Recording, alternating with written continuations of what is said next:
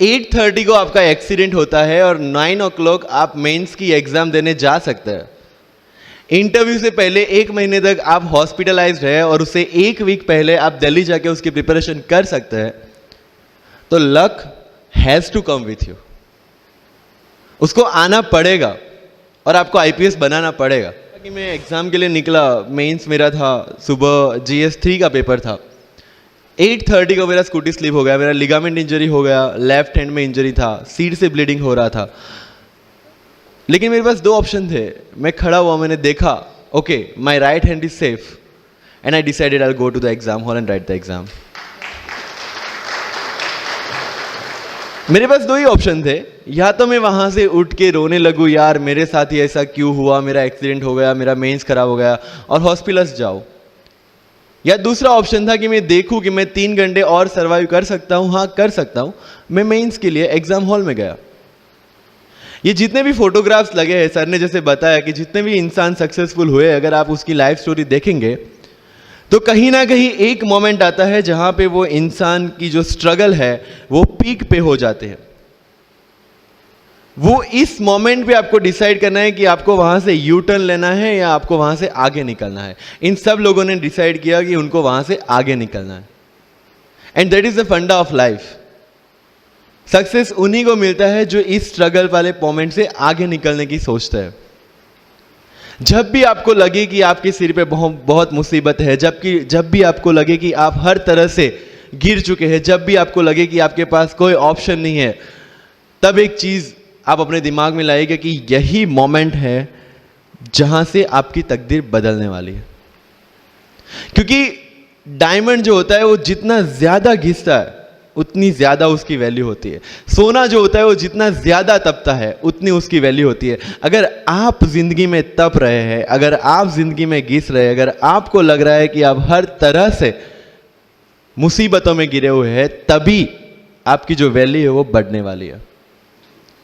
और यही मेरा एटीट्यूड रहा है। लोग बोलते हैं कि तुम्हारी फाइनेंशियल कंडीशन ठीक नहीं थी, पापा इलेक्ट्रिशियन थे, मम्मी हाउसवाइफ थी, डायमंड के कारखाने में काम करती थी, उसके बाद उन्होंने मैरिज में रोटियां बनाने का काम किया और उस तरह से मैं पढ़ा।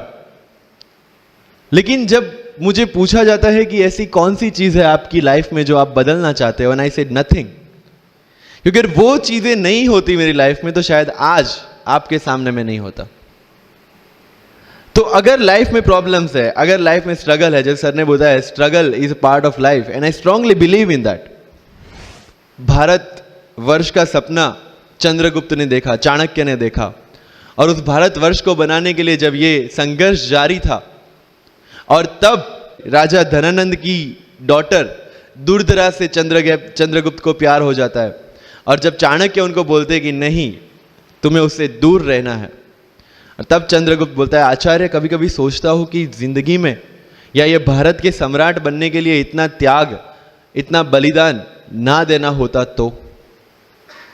और तब चाणक्य रिप्लाई करते हैं तो हर कोई भारत का सम्राट होता। This is the fundamental rule of life.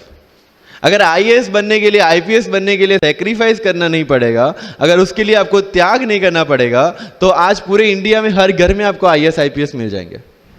मुझे एग्जैक्ट डेट याद है, 23 मार्च को मेरा इंटरव्यू था। 20 फरवरी को मुझे हॉस्पिटल में एडमिट किया गया क्योंकि मुझे इन्फेक्शन हो गया था बॉडी में, एंड बहुत हाई फीवर था, तो आईवी के अलावा कोई ऑप्शन नहीं था। 1 मार्च को ठीक होके मैंने सोचा चलो दिल्ली निकलते हैं। 2 मार्च को मैं दिल्ली पहुंचा। 3 मार्च को वापस से टॉन्सिलाइटिस का अटैक होने की वजह से फ्लाइट लेके वापस से पालनपुर, अहमदाबाद, अगेन हॉस्पिटलाइजेशन। 15 मार्च को I got relieved from the hospital. 16 मार्च को मैं दिल्ली पहुंचा और 23 मार्च को I gave my UPSC interview. तो 1 महीने का हॉस्पिटलाइजेशन। उसके बाद जब दिमाग में ये था कि मेरे साथ जो लोग इंटरव्यू दे रहे हैं वो 1 महीने से प्रिपरेशन कर रहे हैं, एंड 1 महीने से मैं हॉस्पिटल में था, again I thought this is the moment to prove yourself. I went to the interview और पूरे इंडिया में 2nd highest marks in interview.